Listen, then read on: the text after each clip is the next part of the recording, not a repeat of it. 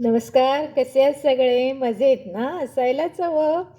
आज एक सुंदर गोष्ट घेऊन आले आहे. कोणी लिहिली आहे माहीत नाही, पण आहे भारी खास. मला नावही माहीत नाही आहे, पण कोणीतरी सुंदर पाठवली आहे. भली मोठी आहे. म्हटलं चला तुम्हाला वाचून दाखवते. आणि आपल्याला नेहमीप्रमाणे आज ऋषीपंचमी आहे, त्यामुळे ऋषीपंचमीच्या तुम्हाला सगळ्यांना खूप खूप शुभेच्छा. आणि जर तुम्ही माझ्या चॅनलवर नवीन असाल तर मला दोन्ही चॅनलला भेट द्या, लाईक करा, सबस्क्राईब करा आणि मजेत राहा, आनंदी राहा. तर चला आता आपण गोष्टीला वाचायला सुरुवात करूया. इथेही लिहिलंय त्यांनी, कुणी लिहिलंय माहीत नाही, पण आहे भारी खास. वाचून डोळे भरले, पण त्यात दुःख नक्कीच नाहीये. सगळं घर साफ केलं ना, माजघर झाडलं का, पावलं रेखली का, उंबरठा धुवून कुंकू लावून ठेवायचे. रांगोळीच्या पावलांमध्ये कुंकू मागे आणि हळद पुढे घालायची. चंदनाची पावलं शेजघरात रेखायची. तिथे शांत शीतलता हवी. कोठीच्या खोलीत बळदादाकडे थांबायचं. तेलाचे दिवे उजळवून ठेवले. तुपाच्या निरंजनी चारही कोण्यात लावायच्या. रेशमी खण तयार ठेवलेत ना. अक्षता, दुधाची चांदीची वाटी, कोमट पाण्यात गडू ताटात ठेवायचा. आरतीच्या तपकात सुपारी अक्षतांसोबत ओवाळला. अंगावरचा दागिना उतरवू नका. सोन्याची वेडणी ठेवा. लेकीचं स्वागत करायला सुनानी अंगावरचे डाग उतरवायचे नाहीत. तो त्यांच्या अंगावर चढलेला समृद्धीचा मान आहे. ओवाळून टाकायची खोबऱ्याची वाटी नीट ठेवली आहे ना. वाजवायला झांजा घ्या. थाळ्या वाजवून पोच पाडून ठेवाल नि मग ती तरंगती ताटली जेवायला कुणी घेणार नाही. वर्षातून एकदा लेकी घरी येणार. हसून स्वागताला उभं राहायचं. कंबर कसून सरबराई करायची लेकीची. बघा, हा मला सुद्धा माहीत नाही आहे हा लेख काय आहे ते, पण मी आपलं वाचते आहे. तुम्ही सुद्धा सगळे खिळून राहिलात ना. मी सुद्धा अशीच खिळून राहिली आहे. पंचांग पाहून सजलेल्या उजळलेल्या लेकी दारात हजर व्हायच्या. शंख, घंटा, थाळ्या, झांजा वाजवत ताटभर तामणातून सालंकृत लेकी अंगण ओलांडून उंबरट्यात उभ्या व्हायच्या.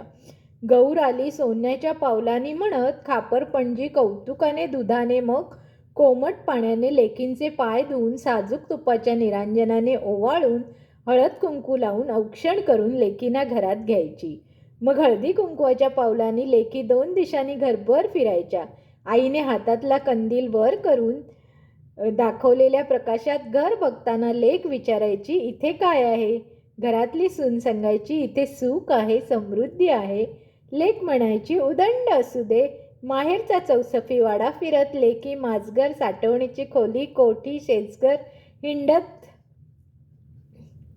एवढंच दिलेलं आहे त्यांनी. मला वाटलं खूप मोठा लेख असेल, पण खूप छान होता. वाचायला बरं वाटलं म्हणून मी तुम्हाला वाचून दाखवला.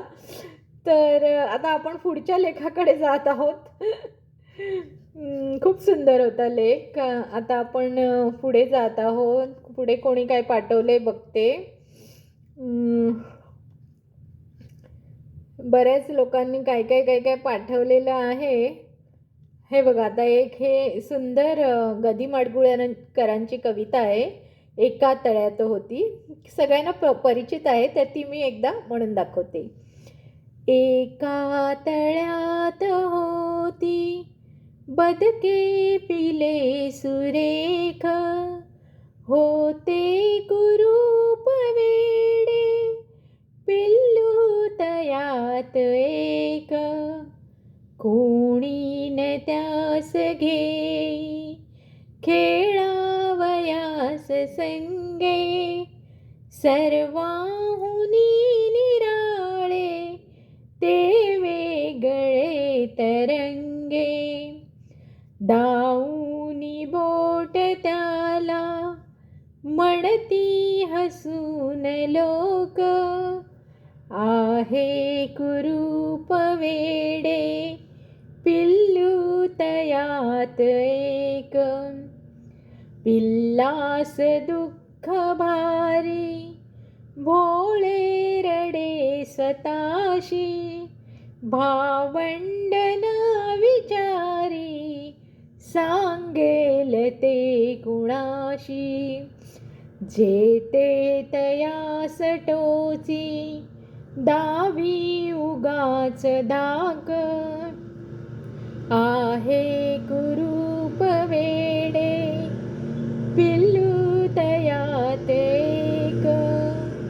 एके दिनी परंतु पिल्लास त्या कळाले भय वेड पार त्याचे वाऱ्यास वे पळाले पाण्यात पाहताना चोरून या क्षणेक त्याचेच त्या कळाले तो राजहंस एक.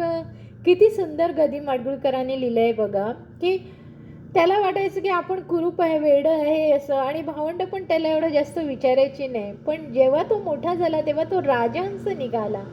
असं सुंदर कविता लिहिलेली आहे. आता आपण दुसऱ्या लेखाकडे जात आहोत. बघूया कुठचा लेख आहे का. आय एम सो सॉरी हे काहीतरी मध्ये सुरू झालं आणि मी ते चुकून पाहिलं.